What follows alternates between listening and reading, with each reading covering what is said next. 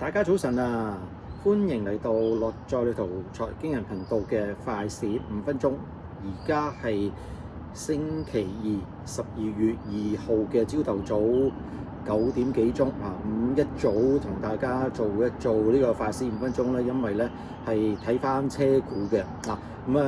車股啱啱尋日咧，基本上咧都已經係公布咗11月份嘅銷售嘅數字嚇。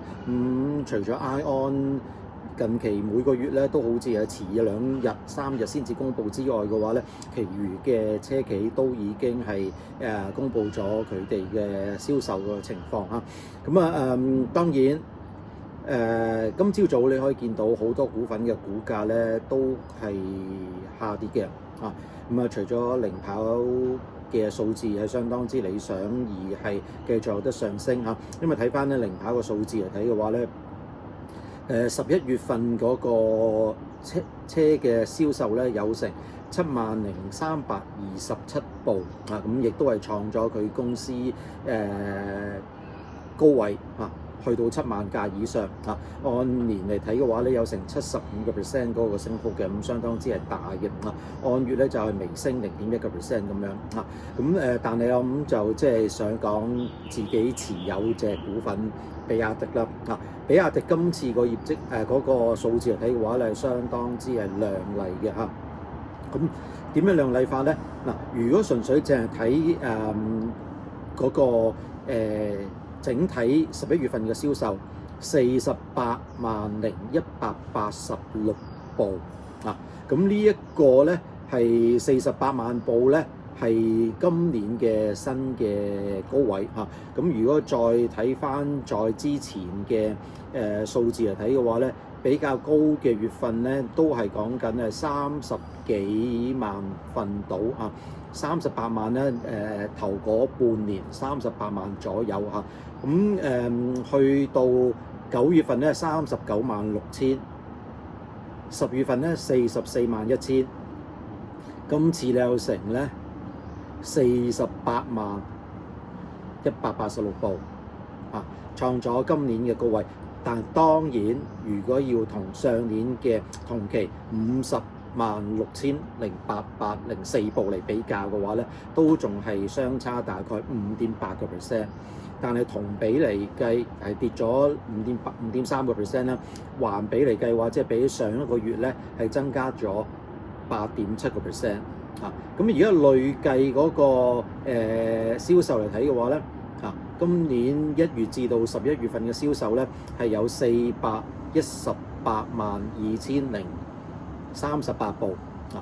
呢一個銷售嘅數字，距離佢應該係原本諗住500萬部啊嘛，跟住做咗一個調整，460萬部入邊咧已經係達到咧91% 啦。即係話咧，如果嚟緊12月份同樣有大概48萬部嘅話咧，就可以達到咧今年咧460萬部嗰個銷售嗰個目標嚟嘅啊。呢個都唔係咩亮點啊。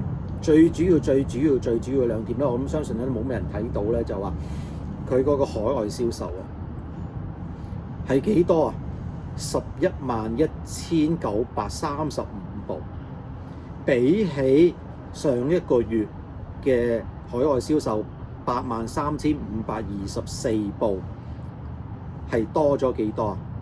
多咗58%。今年嘅高位係應該6月份9萬部啊，而家11月份咧係去到131000幾部啊。可想而知咧，佢嗰個海外銷售嗰方面咧，好明顯咁樣有增加。如果係同比去翻上年嗰個同期銷售嚟睇嘅話咧，得個30,977部咧，係增長咗大概325%啊。好多人都話啦，如果而家係有48萬部總體嚟計，你減翻13萬部嚟睇嘅話，咦？咁即係喺內地嗰方面嘅銷售，只不過大概35萬部，係有好明顯嘅下降喎。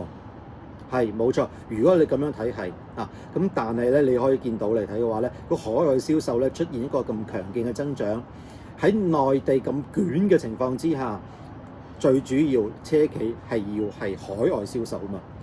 海外嘅銷售嗰個毛利率亦都好嗰個淨利率嚟都淨利潤嗰方面嚟睇都好，一定係高過內地嗰邊嘅情況嘅。所以加速咗海外嘅銷售嚟睇嘅話咧，會令到公司會賺咗係更加多嘅錢。